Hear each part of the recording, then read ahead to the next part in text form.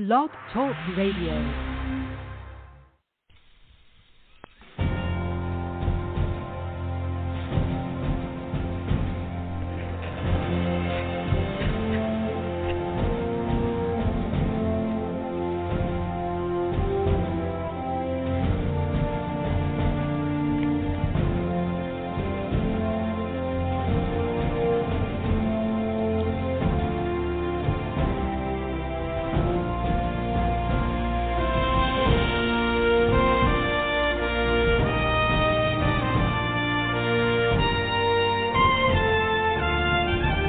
Welcome, ladies and gentlemen, to the Medlock Post radio show.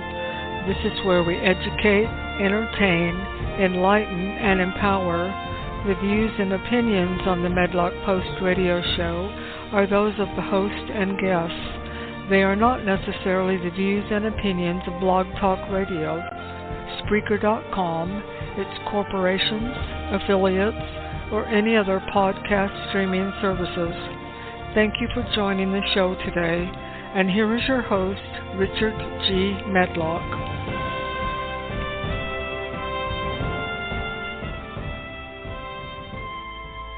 Winston Churchill gave us this great insight, quote, "To each there comes in their lifetime a special moment when they are figuratively tapped on the shoulder and offered the chance to do a very special thing, unique to them and fitted to their talents.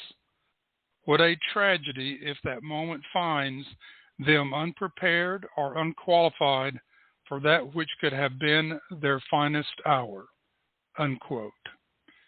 In America in the 1950s and 1960s, one such man was tapped on the shoulder, and he accepted the offer and chance to do a very special thing. That man was Dr. Martin Luther King, Jr. Greetings, ladies and gentlemen, and welcome to the Medlock Post radio show on this January 16th, 2023, episode 103. And this is a tribute to Dr. Martin Luther King, Jr. This is Martin Luther King Day. It's a federal holiday, and we're happy that you can be with us today. Program is dedicated. The complete program is dedicated to Dr. King, his teachings, his sermons that are still good for us today to study. I've got some sound bites for you to listen to. It's great history. Not only did he have a dream, but he had a vision that he talked about and he walked. His life is an example and a lesson to all of us about following our dreams and ambitions and supporting others in their dreams and ambitions. He was driven by the first and second great commandments: love the Lord and love others.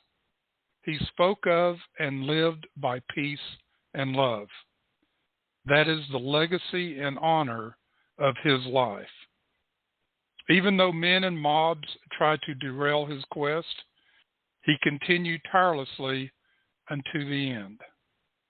You will hear much of his inspiring story today that I hope will inspire and lift up your life.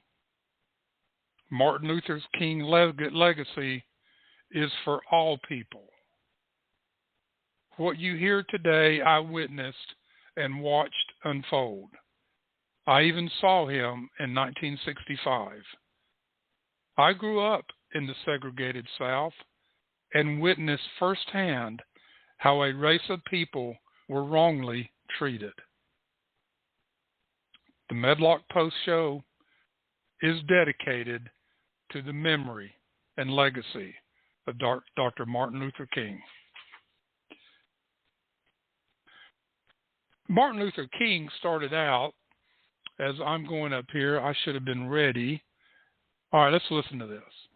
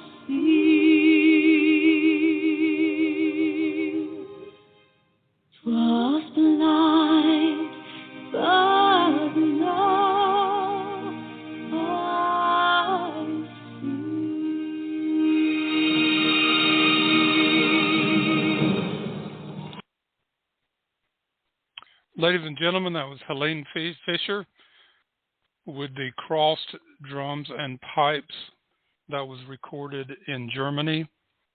She is from Germany. She has a fantastic voice. I just thought that Amazing Grace is fitting for what we're recognizing today.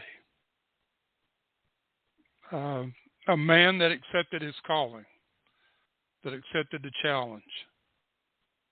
In an address at Oberlin College, Martin Luther King wisely said, quote, "All life is interrelated, and we are all caught in an inescapable network of mutuality, tied in a single garment of destiny.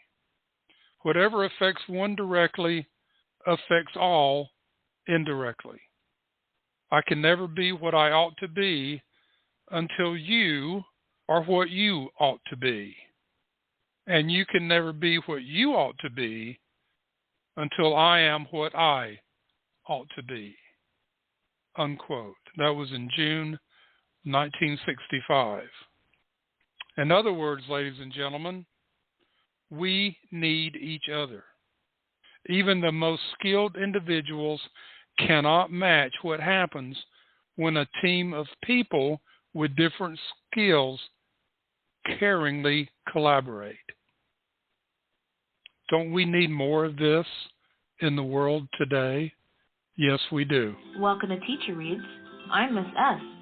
Today, we are going to read Martin's Big Words, The Life of Dr. Martin Luther King, Jr., written by Doreen Rappaport and illustrated by Brian Collier. Everywhere in Martin's hometown, he saw the signs, white only. His mother said these signs were in all southern cities and towns in the United States. Every time Martin read the words, he felt bad, until he remembered what his mother told him. You are as good as anyone. In church, Martin sang hymns. He read from the Bible. He listened to his father preach. These words made him feel good. When I grow up, I'm going to get big words too. Martin grew up. He became a minister like his father, and he used the big words he had heard as a child from his parents and from the Bible. Everyone can be great. He studied the teachings of Mahatma Gandhi. He learned how the Indian nation won freedom without ever firing a gun. Martin said love when others said hate. Hate cannot drive out hate. Only love can do that.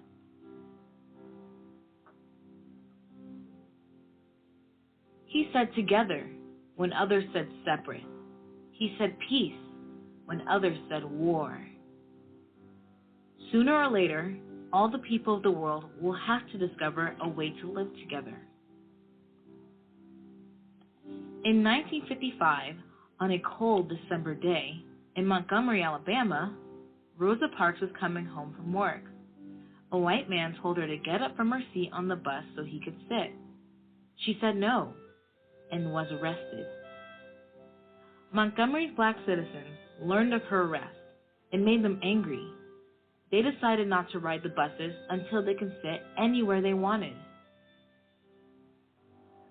For 381 days, they walked to work and school and church.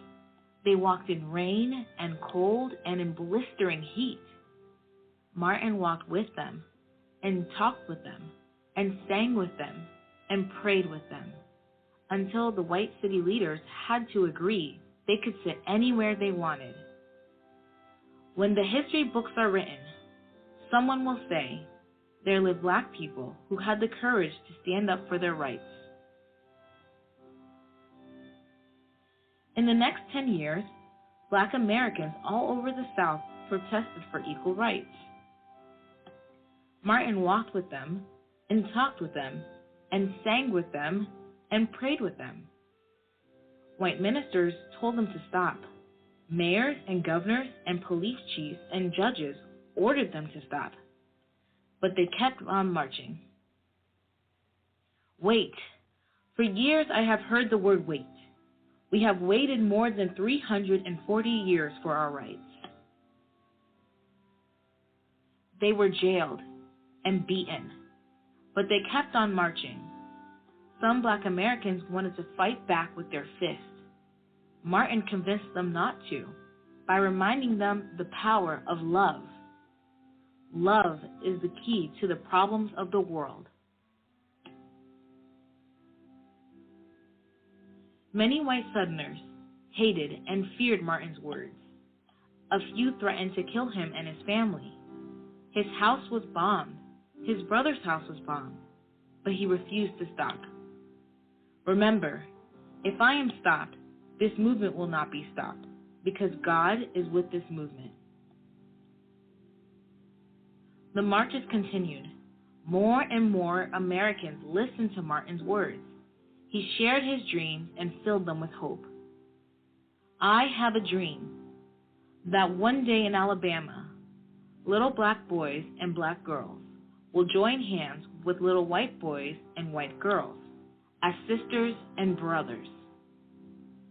After 10 years of protest, the lawmakers in Washington voted to end segregation. The white-only signs in the South came down. Dr. Martin Luther King Jr. cared about all Americans. He cared about people all over the world. And people all over the world admired him. In 1964, he won the Nobel Peace Prize. He won it because he taught others to fight with words, not fists. Martin went wherever people needed help. In April 1968, he went to Memphis, Tennessee. He went to help garbage collectors who were on strike. He walked with them and talked with them and sang with them and prayed with them. On his second day there, he was shot. He died. His big words are alive for us today. The end. That gives you a little insight, a pretty good overview of Martin Luther King. We have some other sound bites that are going to enhance that. Now, I want to clarify something that they said in there. Yes, the Civil Rights Bill was passed in 1964, and another one in 1965 under President Johnson. And the Democrats did not vote for it. Johnson didn't want it. He was backed into a corner to do this. And she said in there that after the bill was signed in 1964, the whites-only signs came down in the South. Not that fast. They were still up for a few more years. They stayed up. And what we're talking about, to put this into perspective, we go into a department store and you go to the restroom, and there would be a white restroom and a colored restroom, a white water fountain, a colored water fountain. At Woolworth's downtown on Main Street, they had a lunch counter at the front of the store was for whites, and the lunch counter in the back of the store was for the coloreds. And they had to go in the door by that lunch counter from the side street. They couldn't go in the front door. Now, these are conditions that we were talking about, and that was just mild of things that happened. And Martin Luther King accepted that tap on his shoulder to go out and change the world. And he did. Long before Martin Luther King Jr. was a distinguished civil rights leader, he was a clergyman. He followed in the footsteps of his father and grandfather. His sermons show the importance of God in his life and his life's work. The nation honors Martin Luther King today for his impact on civil rights, but I might add, spiritual rights. But before he became a champion of social justice and one of the most admired Americans of the 20th century, King was an ordained minister who said his first calling was his greatest commitment, and that of being a minister, to teaching people and serving people. He said this, "In the quiet recesses of my heart, I am fundamentally a clergyman, a Baptist preacher." And his acclaimed book, Strength to Love, is not a scholarly dissertation, but a collection of sermons delivered and polished over the course of his tragically abbreviated career.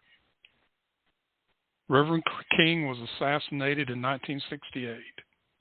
A fourth-generation preacher who earned a divinity degree from Crozier Theological Seminary and a doctorate in systematic theology from Boston University. He was just 25 when he was appointed pastor of Dexter Avenue Baptist Church in Montgomery, Alabama, largely based on his ability to preach. Now remember, that's the city that Rosa Parks was in, that got arrested.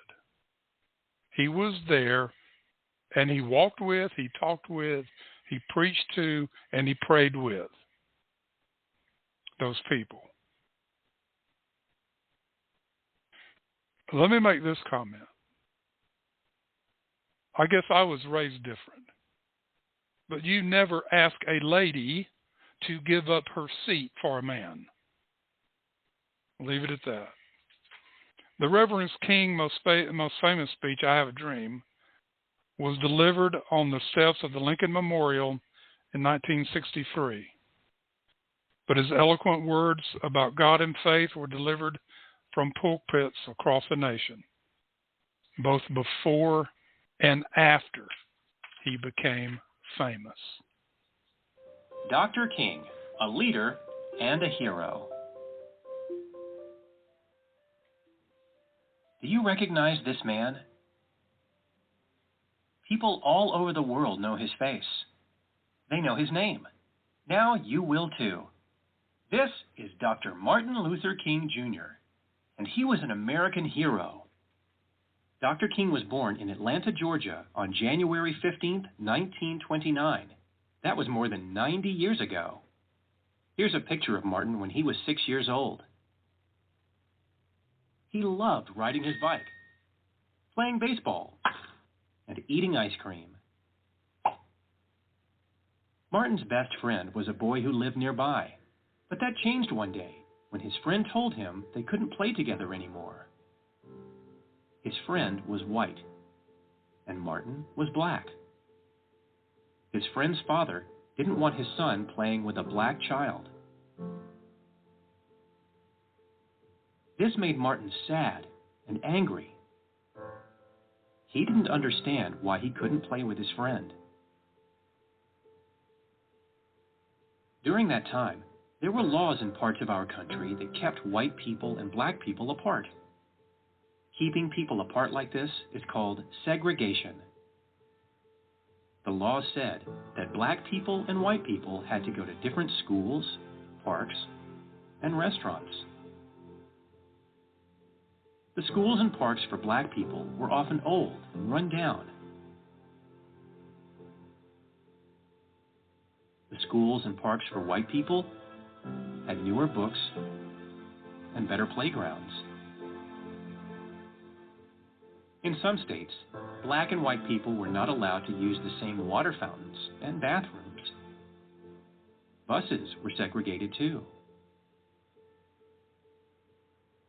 When Martin was all grown up, the laws hadn't changed. He and many other people knew these laws were unfair, and the laws made him very angry. But he was a peaceful man. He did not want to use violence to change the laws. So what did he do? Dr. King used his words. He wrote letters, newspaper articles, and even books. He wanted to persuade people to end segregation. He organized marches. He led big groups of people as they walked through streets. They all thought the laws were wrong. Other people saw these marches and began to ask themselves, are these laws really fair? Dr. King also gave speeches. He spoke in front of thousands of people. In 1963, Dr. King gave his most famous speech at a big march in Washington, D.C. He talked about his dreams for the future. He said he believed that someday the world would be a better place. My poor little children will one day live in a nation where they will not be judged by the color of their skin, but by the content of their character. I have a dream today. Dr. King's words made people feel hopeful. When he spoke, the crowd cheered and clapped. Some people cried and hugged each other. They also believed the time had come for things to change. His dream helped other people dare to dream too. There were still some people who didn't want the laws to change. They were angry with Dr. King for trying to change them. They tried to hurt him and his family. That was scary. But Dr. King was brave. He didn't let those people stop him. He kept working. He knew he was doing what was right. Dr. King was a great leader. He inspired many people. He made them feel brave and strong. He made them believe that together they could make a change. It can be hard for one person to change the world on his or her own. But when thousands of people work together, they can make a big difference. And they did. It took a long time, but the laws of segregation did finally change. Dr. King's leadership and hard work helped make the world a better place. Dr. King is no longer with us. Still, people remember him and continue his good work. We celebrate him every year in January on his birthday. On this day, we take time to think about his life and what he did for our country. But you can celebrate him every day. You can spread his message of love, peace, and fairness by treating others with kindness and respect.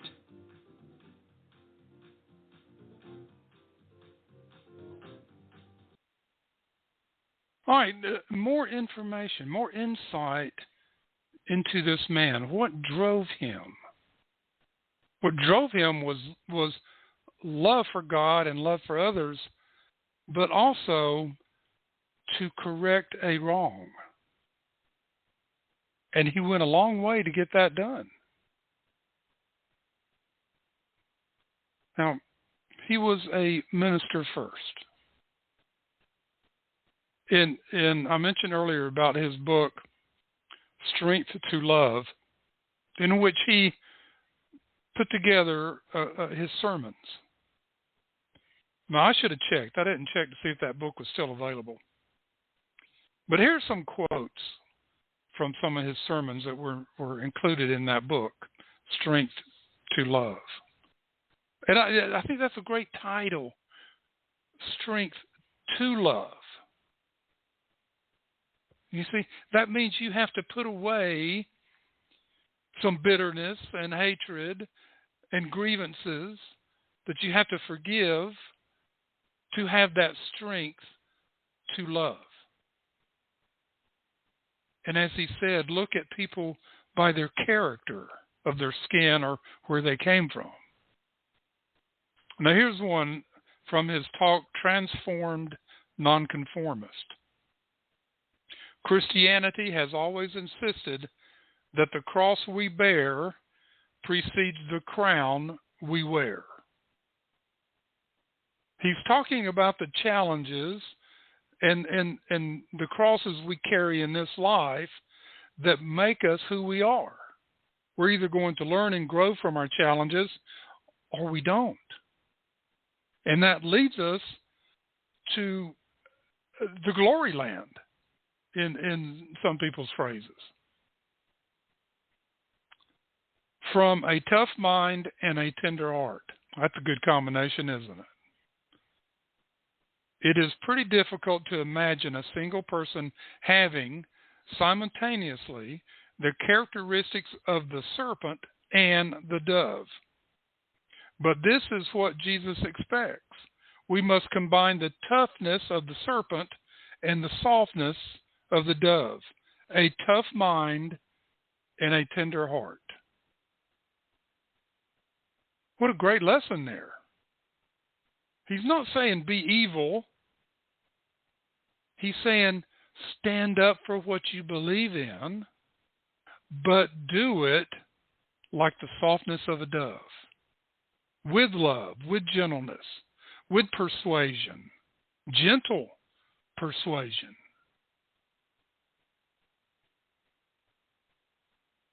This is from a couple of quotes from Love in Action. The first one is Jesus eloquently affirmed from the cross a higher law. He knew that the old eye for eye philosophy would leave everybody blind. He did not seek to overcome evil with evil. He overcame evil with good. Although crucified by hate, he responded with aggressive love. The next quote from Love in Action: never must the church tire of reminding men that they have a moral responsibility to be intelligent. Yeah, I can see that sermon. I need to find that sermon. I'd like to read that whole sermon there. Love in Action. It's interesting. Loving your enemies. This is where this famous quote comes from. Hate cannot drive out hate. Only love can do that. That's usually all we hear about that quote. But he continued, hate multiplies hate, violence multiplies violence, and toughness multiplies toughness in a descending spiral of destruction. So when Jesus says, love your enemies, he is setting forth a profound and ultimately inescapable admonition. And that is from loving your enemies. It's interesting, through all these speeches and dialogues, he never put down anybody. He was there to inspire and to lift up.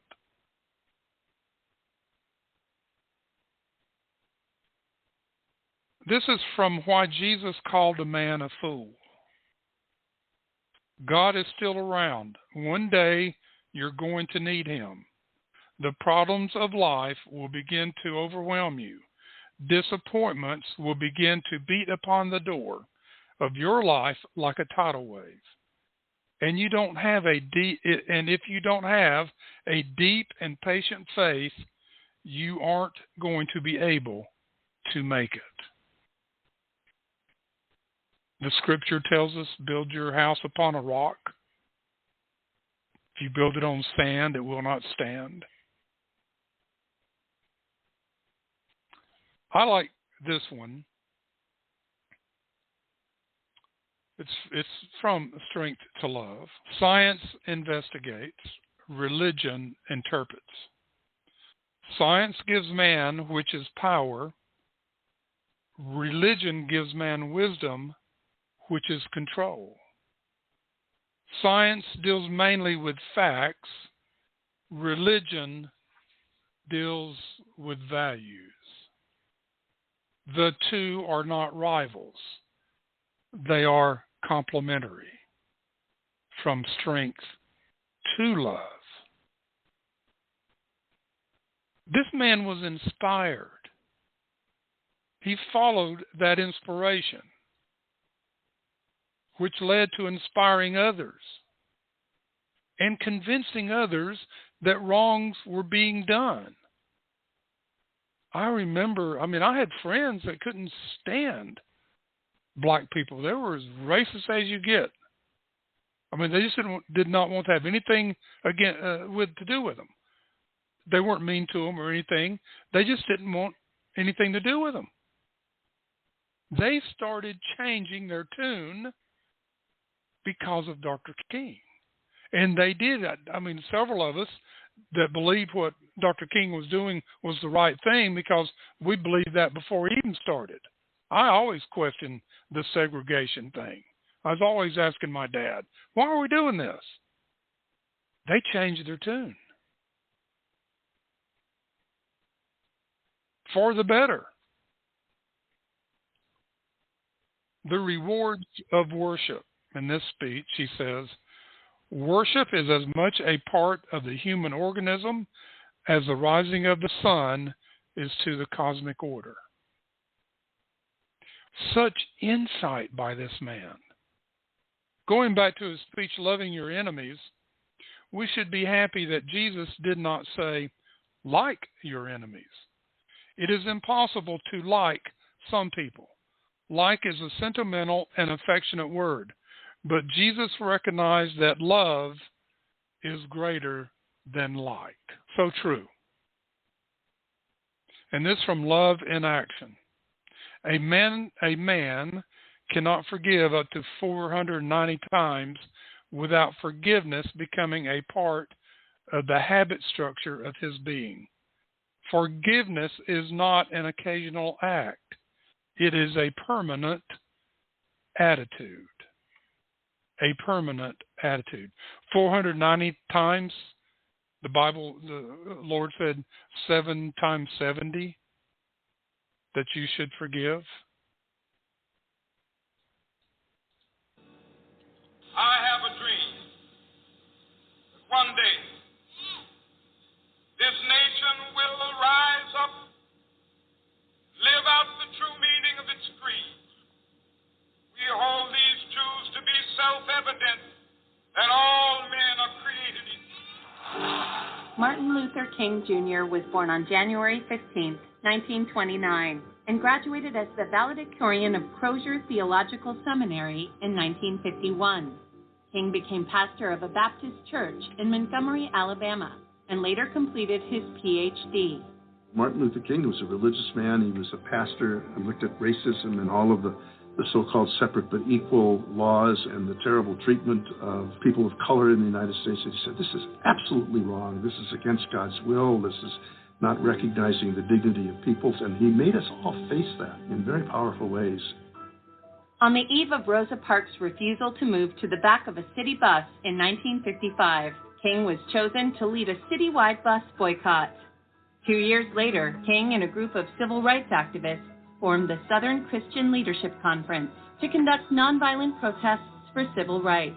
When Martin Luther King led the Alabama boycott, that was a major turning point in the fight for civil rights. What you saw was people who had been fractionized coming together as one, walking together with others joining the fight. This was when people, America, the world, stood up and said, whoa, what are we looking at here? An amazing time. Inspired by Gandhi's activism, King worked with the SCLC to organize black voters and civil rights protests. In 1963, King was arrested at a march in Alabama. During his prison time, King wrote a rebuttal to an article denouncing his methods. His longhand notes on the margins of the newspaper became known as Letter from Birmingham Jail and was famously republished and studied in colleges across the country.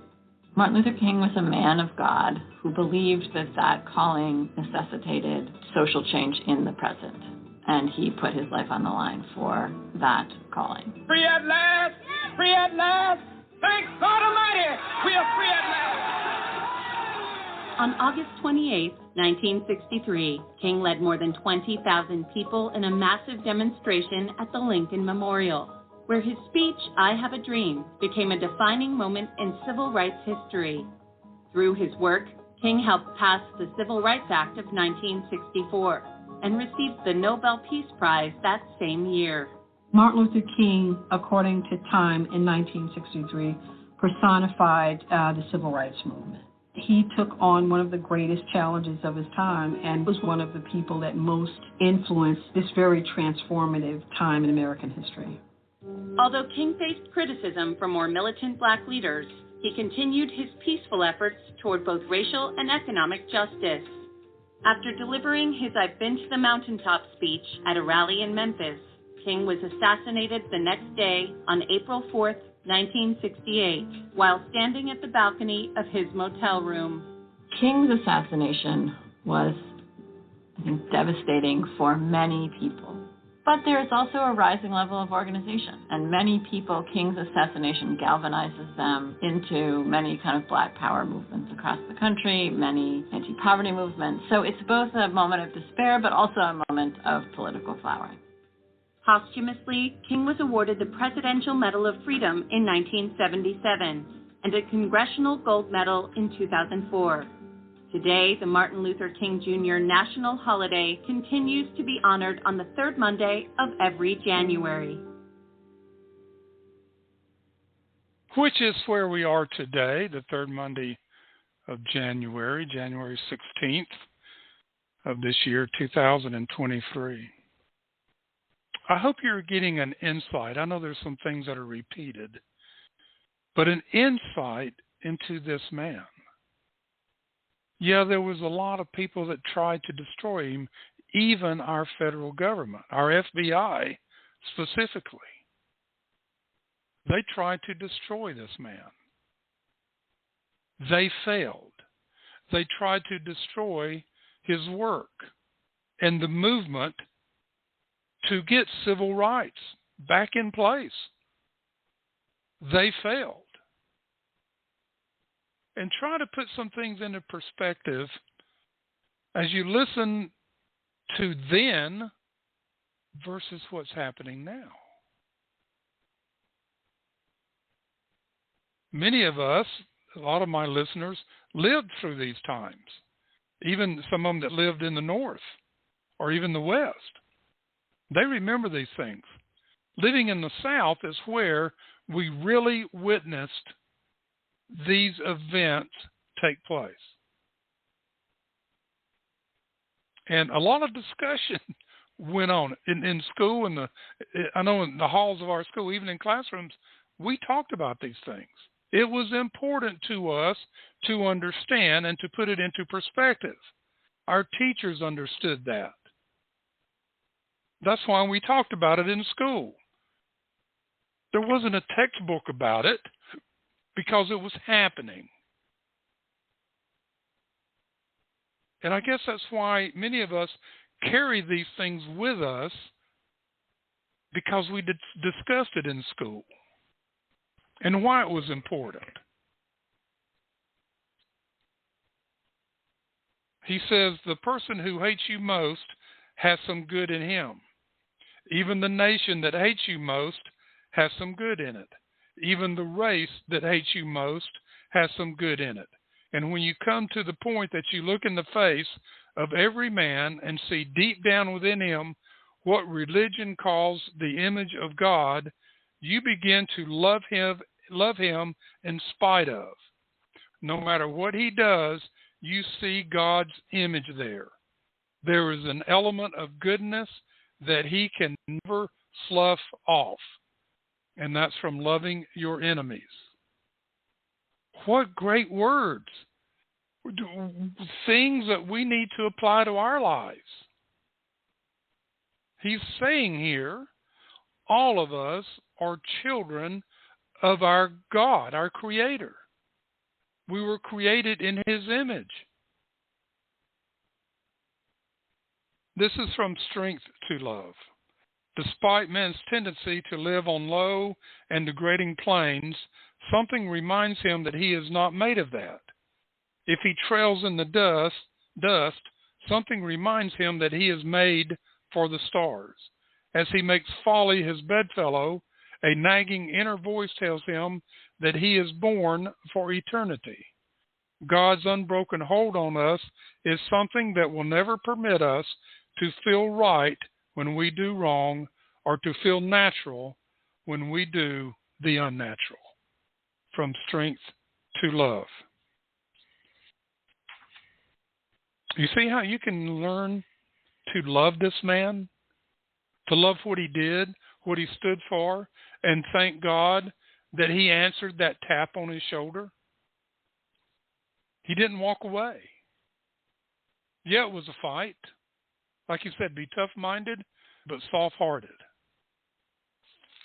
That's great counsel there, too. This is from why Jesus called a man a fool.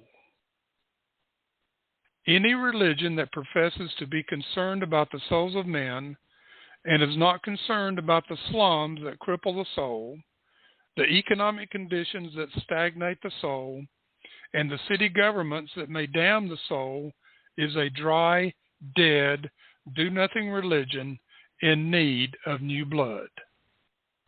Why Jesus called a man a fool. He's talking about hypocrisy there. Yeah, you might talk a good game, but you do something totally different. And that's still going on in the world today. And I'm not going to get into that. This is a tribute to Martin Luther King today. Antidotes for fear.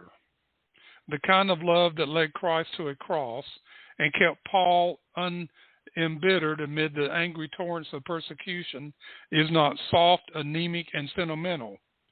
Such love confronts evil without flinching and shows in our popular parlance an infinite capacity to take it. Such love overcomes the world, even from a rough-hewn cross against the skyline. Beautiful, beautiful words.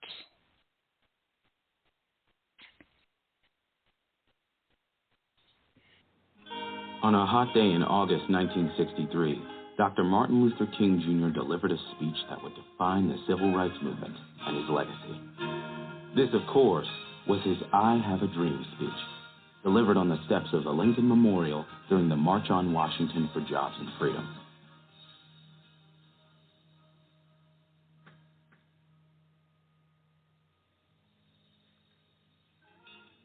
I have a dream. My 4 little children will one day live in a nation where they will not be judged by the color of their skin, but by the content of their character. I have a dream today. The March on Washington served as a massive push for economic and political justice for African Americans. Held during the year celebrating the 100th anniversary of the Emancipation Proclamation, crowds marched on the National Mall to watch a variety of musical performances and speeches. Dr. King, a Baptist preacher and prominent civil rights leader, was scheduled to speak towards the end of the day, his debut on the national stage. Up until that point, King mostly addressed small crowds at black churches, rallies, or fundraisers. This time, he would be seen by nearly 250,000 people on the ground, as well as millions at home watching on television. This was an opportunity to reach a wide audience and persuade the public and the government to take action against racial injustice.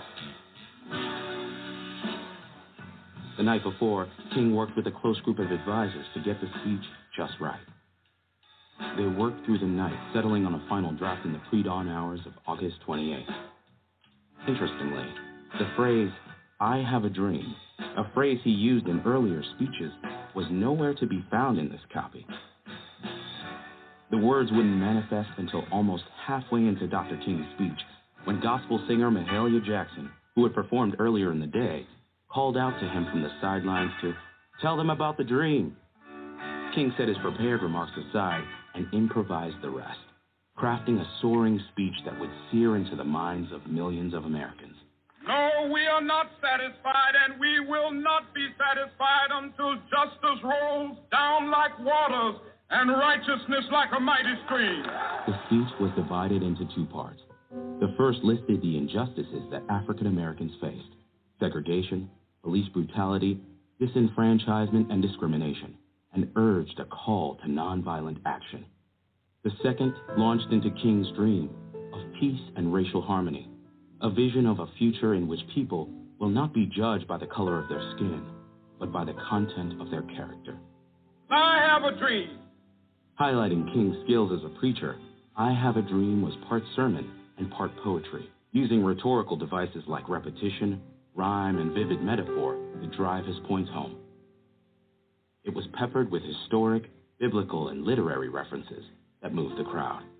This message of struggle and hope became the defining moment not only of King's career, but also the civil rights movement. Both the speech and the March on Washington were credited with helping secure the passage of the Civil Rights Act of 1964, a landmark piece of legislation that ended segregation and banned discrimination on the basis of race or sex in the workplace. Free at last! Free at last! Thank God Almighty! We are free at last! The speech also resonated with activists around the globe. I have a dream, a phrase that wasn't even meant to be in his final draft, appeared in political actions all around the world. It's considered one of the world's most transformative and influential speeches, alongside others like Abraham Lincoln's Gettysburg Address and Winston Churchill's Blood, Toil, Tears, and Sweat. I Have a Dream is only one of Dr. Martin Luther King Jr.'s many achievements, but it's nonetheless one of the most pivotal. I am happy to join with you today in what will go down in history as the greatest demonstration for freedom in the history of our nation.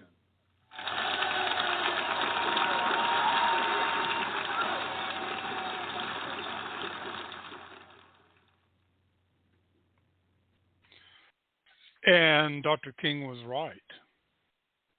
That was the greatest demonstration. August 28th, 1963. Yes, I remember that. I wasn't able to watch it because we were at football practice. This is back when we started school the day after Labor Day. So we were doing 2-a-days practices still. So I didn't get to watch it on TV. But when we started school the next week, like I mentioned before, it was a big topic of discussion on campus and in classroom. He struck a nerve of this nation with that speech. I have gone through it on other shows. I have played the whole speech. I have broken it down and discussed it. But today, what I'd like to do is just take some of the key quotes from it and bring them out for you to think about.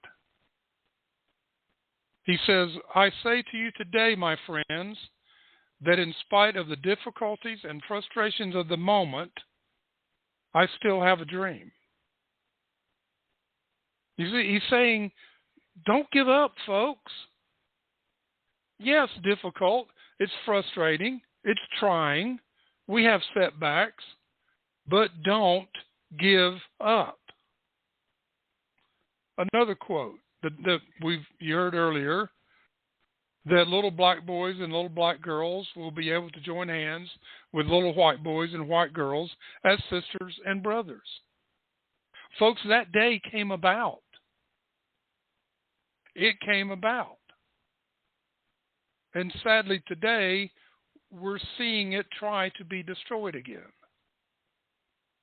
He further said in this talk, this speech, this wonderful guideline, now is the time to rise from the dark and desolate valley of segregation to the sunlit path of racial justice. And he was right there. There was a lot of injustice on the black people, the colored people. He wanted what the Constitution said was equal justice for all. And he, like what the Founding Fathers did in his speech, listed the grievances which they did in the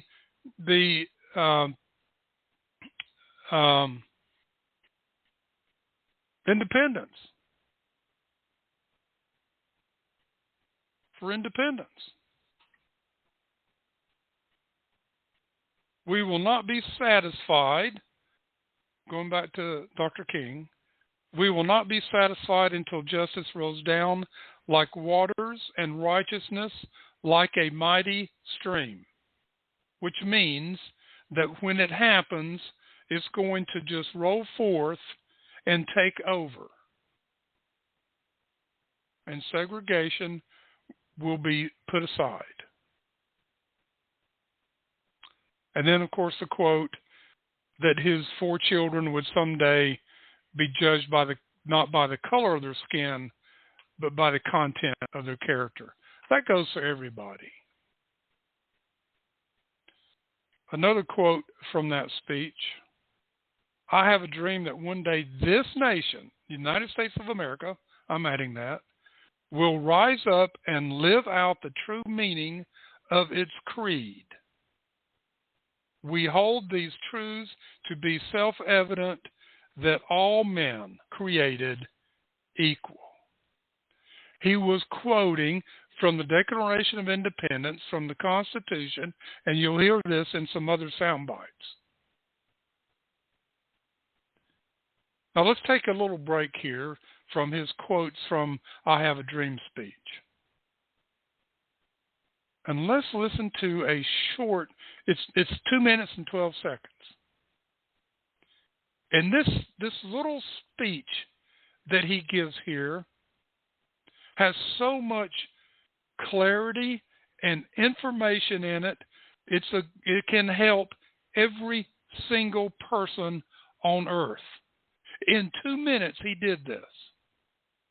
And it's titled, How to Design Life's Blueprint.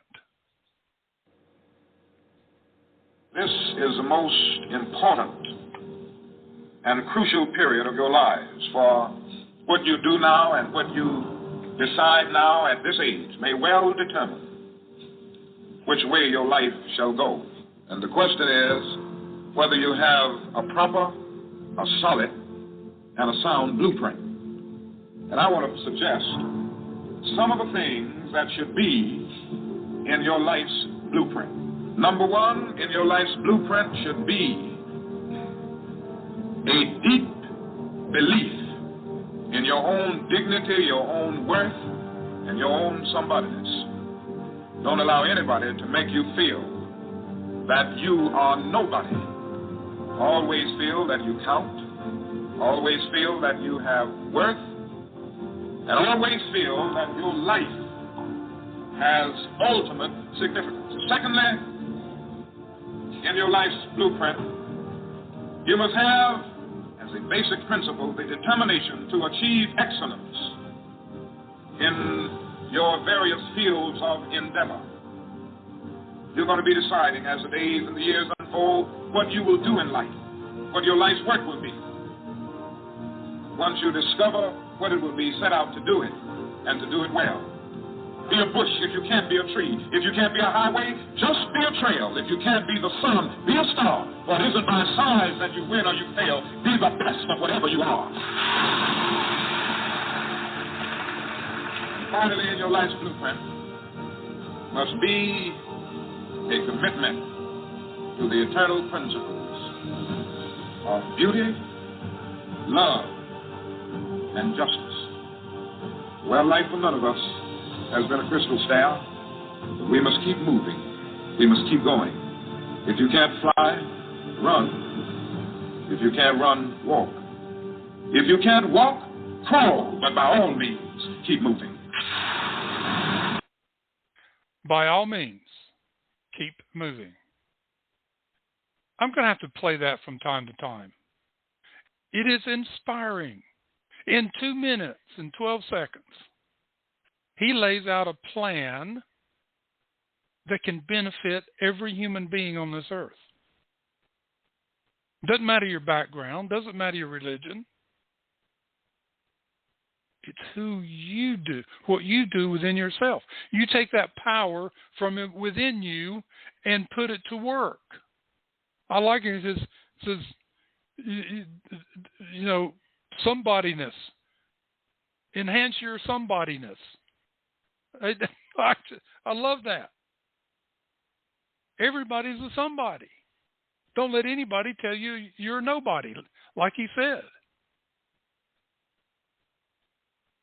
Beauty, love, and justice. 3 principles, beauty, love, and justice, that can enhance anybody's life.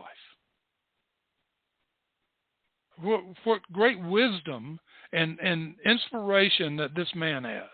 And we should take advantage of it. We should take advantage of all people like this, from the founding fathers, from Cicero to John Locke to Montesquieu, the scriptures, whatever it is there, we need to go get that and put it into our intelligence. What did he say earlier? Let's see if I can find that quote about intelligence.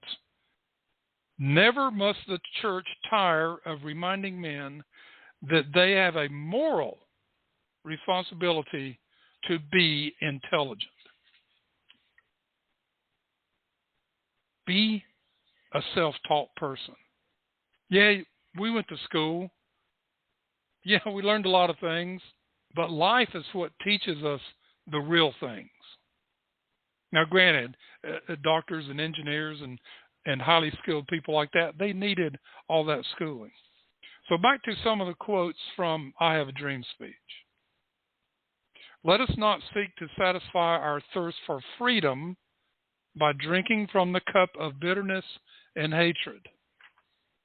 Again, counsel. Be like Christ. Love one another and forgive one another.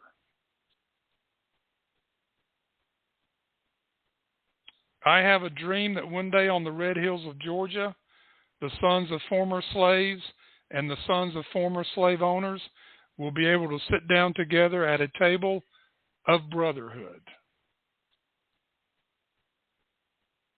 Ladies and gentlemen, we saw a lot of this happen in America. A lot of it's still going on. They just don't want to tell you. He further states, the whirlwinds of revolt will continue to shake the foundations of our nation until the bright day of justice emerges. Now, folks, the 1960s were a troubling decade. Troubling decade.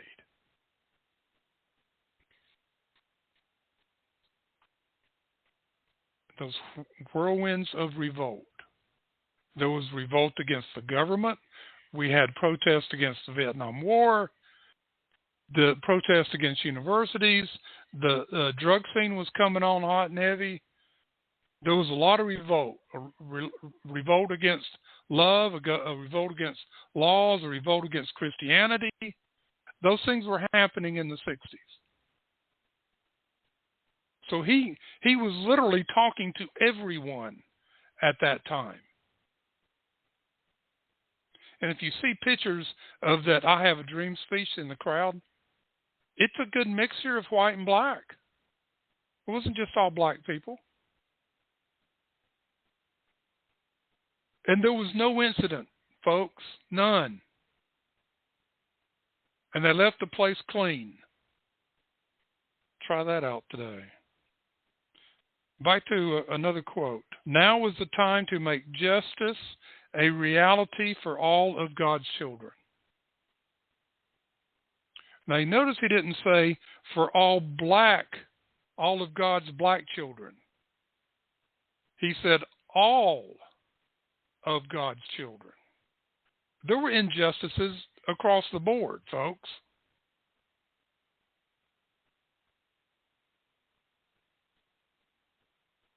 Now is the time to make justice a reality for all of God's children. He further stated in that speech, we cannot walk alone, and as we walk, we must make the pledge that we shall march ahead. We cannot turn back. We cannot turn back. We've come this far. We cannot turn back.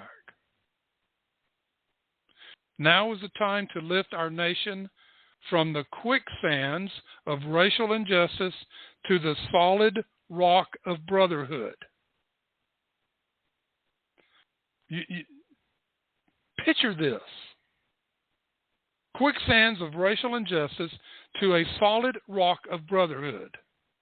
He's not saying, let's get rid of the quicksands of racial justice so we can take over and rule everybody else. That's not what he was saying. He was saying, let's do away with the quicksand and get on a solid rock together as one. Going back to that quote earlier, and I know where it is, if my fingers can turn the pages. All life is interrelated, and we are all caught in an inescapable network of mutuality, tied in a single garment of destiny. Whatever affects one directly affects all indirectly. I can never be what I ought to be until you are what you ought to be. And you can never be what you ought to be until I am what I ought to be. He believed that. He believed it in this speech. Everything he said, he believed in. All right, two more quotes from the I Have a Dream speech, and then we'll listen to another soundbite. We refuse to believe that the Bank of Justice is bankrupt because he believed in the good of people, of the good of mankind, of the presence of God in their life. He said, this isn't bankrupt. Let's just put it back where it belongs. And then the last quote, in the process of gaining our rightful place, we must not be guilty of wrongful deeds. Do this legally, do it right, and we'll all be better off for it. We'll all be better off for it. All we say to America is be true to what you said on paper.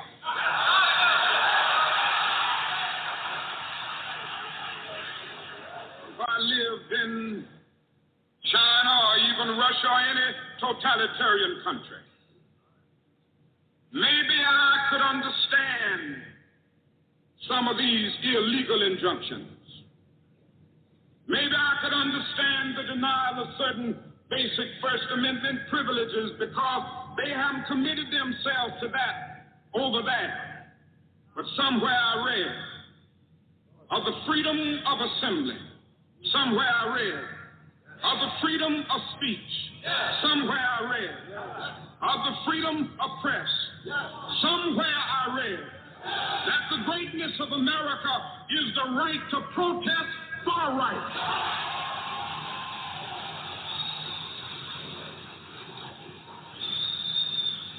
And so just as I say we aren't going to let any dogs or water hoses turn us around, we aren't going to let any injunction turn us around.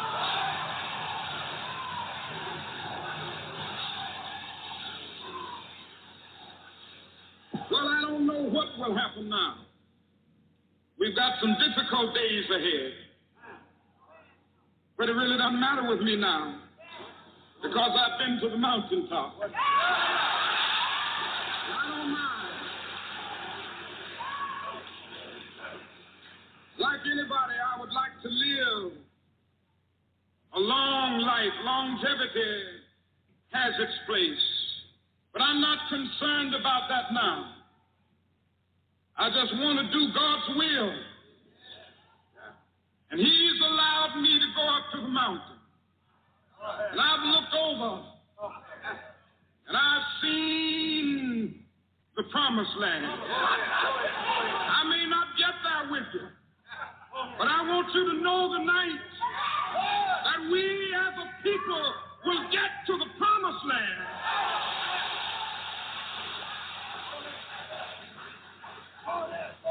So I'm happy tonight. I'm not worried about anything. I'm not fearing any man. Mine eyes have seen the glory of the coming of the Lord.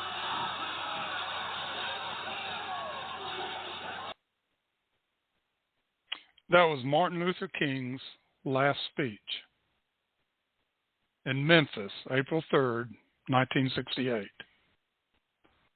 The following morning, standing on the balcony of his motel, James Earl Ray assassinated Dr. Martin Luther King.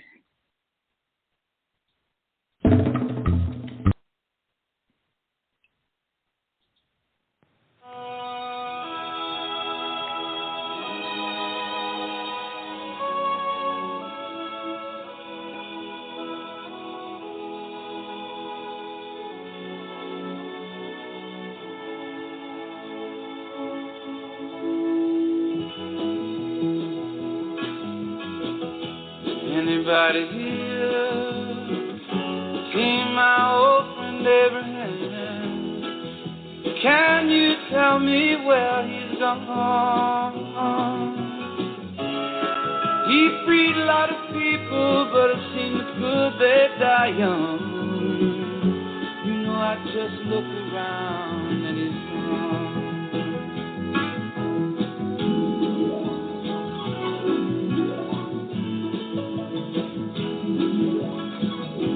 Anybody here seen my old friend John? Can you tell me where he's gone? He freed a lot of people, but it seems good they die young. I just look around and he's gone.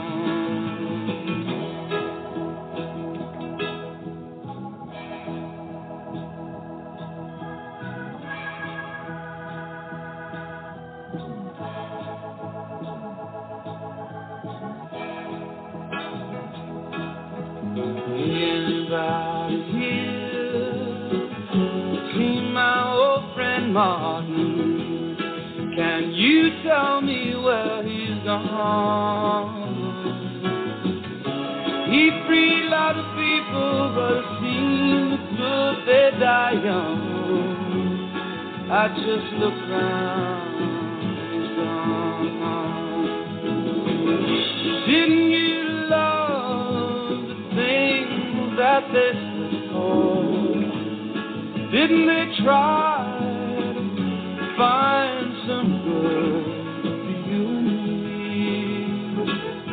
And we'll be free someday soon. He's gonna be one day. Anybody here see my old friend Bobby? Can you tell me where he's gone? I thought I saw him walking up over the hill with Abraham and Martin and John.